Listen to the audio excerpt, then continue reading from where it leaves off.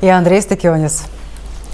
Более миллиарда рублей республика потратит в ближайшие 3 года на развитие сельского хозяйства. Об этом на традиционном совещании аграриев в Коми заявил вице-губернатор Александр Буров. Эти деньги будут направлены на развитие сельских территорий, улучшение условий труда и модернизацию производства. Евгений Ракин о главных тезисах. Сельское хозяйство и сегодня самая субсидируемая отрасль республики. Благодаря госпрограмме развития АПК строятся новые фермы, открываются цеха по переработке молока и мяса. Только за последние 2 года при поддержке региональных властей запущено 10 инвестиционных проектов по развитию перерабатывающих производств, еще 8 в стадии реализации. Правительство Коми и впредь будет способствовать развитию местного производителя, подчеркнул вице-губернатор Александр Буров. 2 последних года, 2011 и 2012, господдержка сельского хозяйства из бюджета республики превысила 1 миллиард рублей. И мы планируем, что в ближайшие 3 года она превысит 1,3 миллиарда рублей.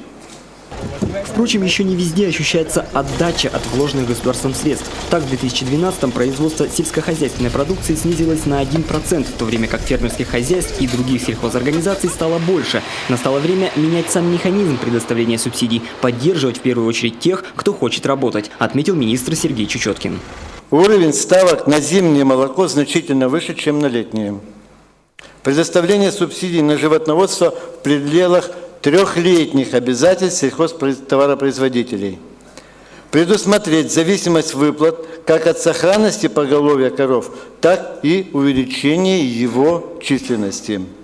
Значительно увеличить дифференциацию субсидий на комбикорм по молочной продуктивности коров и проводить конкурсный отбор инвестиционных проектов.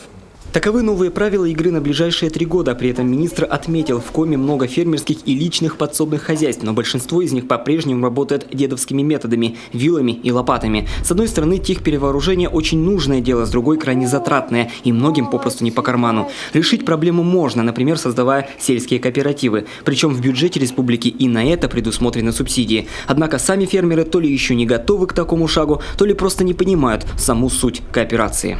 С одной стороны, это правильно. У кого-то есть трактор, у кого-то есть косилка, да, объединились и вместе в поле покосили, и не надо бегать искать. Но с другой стороны, каждый будет тянуть на себя. Это как лебедь, рак и щука. Вот этого тоже надо опасаться.